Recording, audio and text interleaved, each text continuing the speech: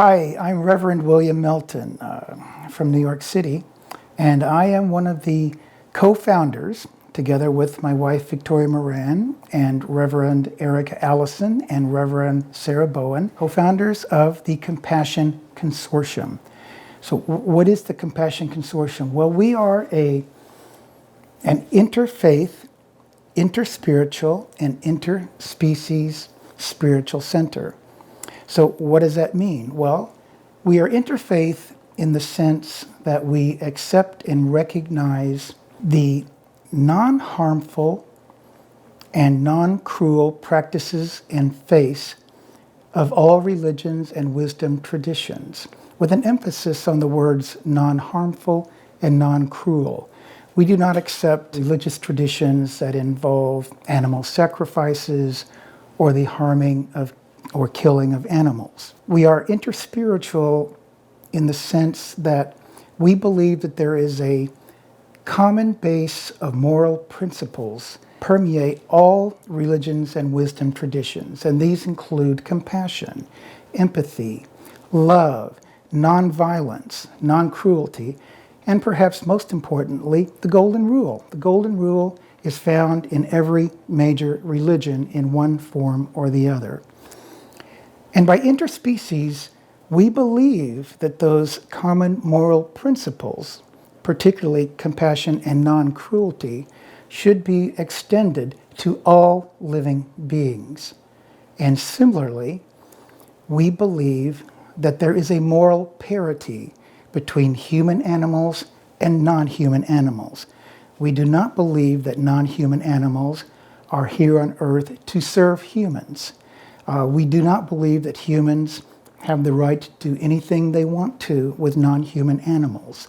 We believe that non-human animals are here for their own purposes and that they have their own characteristics and traits, many of which are superior to those of humans, and they love, they feel pain, they feel joy, they become bonded. In so many respects, they are just like us.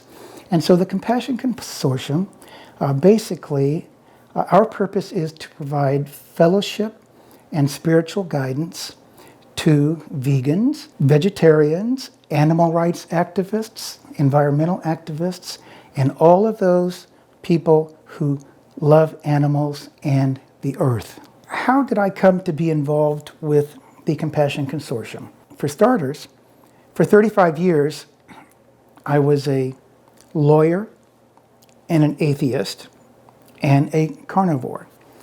And you might think that, oh my gosh, an atheist lawyer who eats meat is the worst thing one can be in the world. But it gets even worse, because I was an atheist lawyer who eats meat and plays the accordion.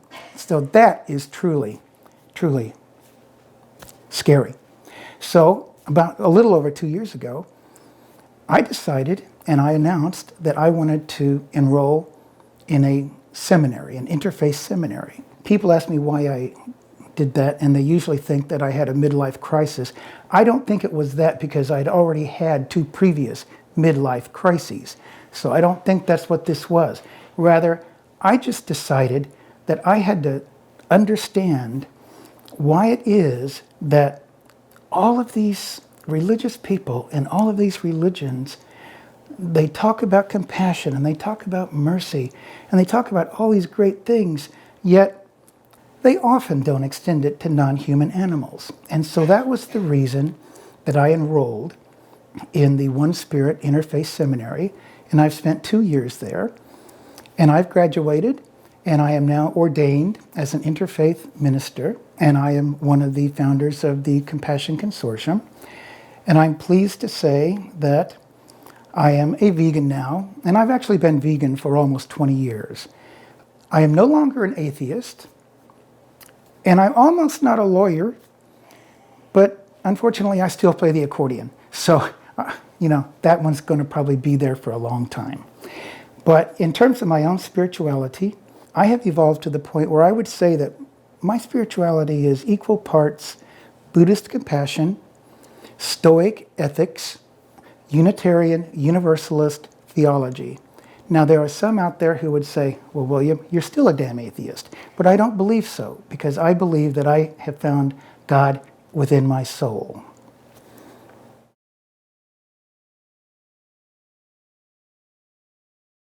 What is the Compassion Consortium? Well, as I said, it's a spiritual service. We call ourselves Interfaith, Interspiritual, and Interspecies. We have a monthly spiritual service on the fourth Sunday of every month at 4 p.m. Eastern Time.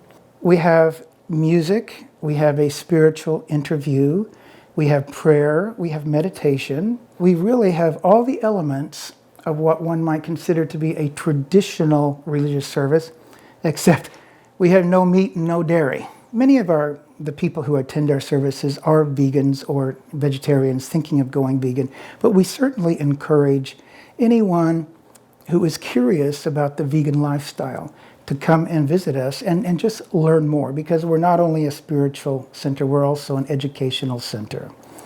Another element of our program is that every month we have a book and film night, and we will pick a book or a film that is in alignment with the mission of the Compassion Consortium, and we will have either the author or the film's producer visit with us, and we'll do an interview, and people can ask questions. And then we have other services such as animal Reiki and counseling and animal chaplaincy.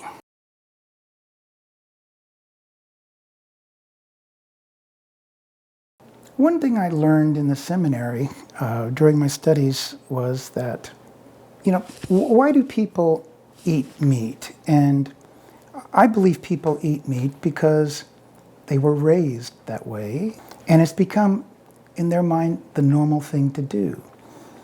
And then my question was, well, why is it that you can be a religious or spiritual person and study and attend services where compassion is a very, very dominant theme of the sermon? You can hear about compassion, you can talk about compassion, yet when you go home and you eat your meal, you torture and slaughter another living being every time you eat a meal.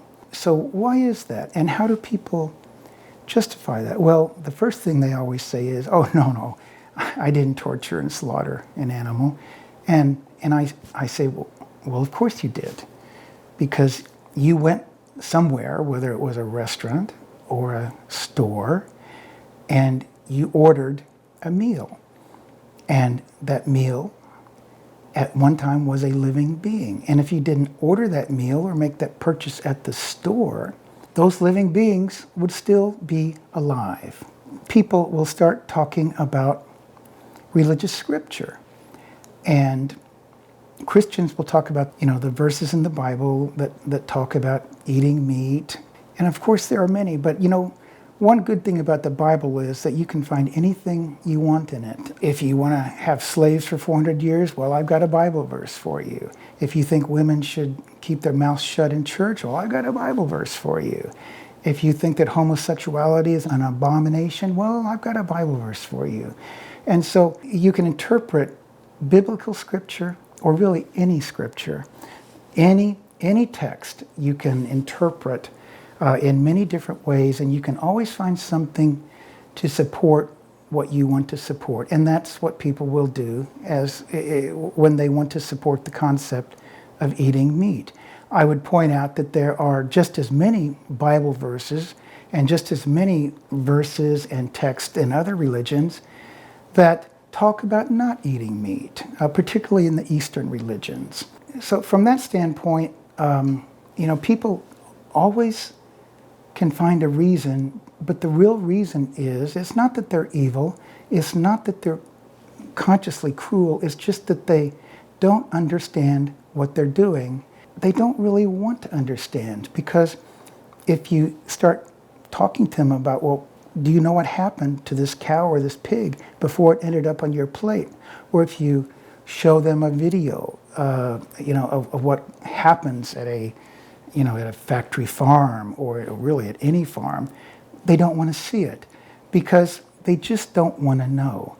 Well, my attitude is that it is impossible to be a compassionate carnivore, because compassionate carnivore is an oxymoron. And I also believe that it is immoral to eat, drink, or wear other living beings. But at the same time, I have to be cognizant and remember that until I was almost 50 years old, I did exactly that same thing. So it's not a question of judging other people.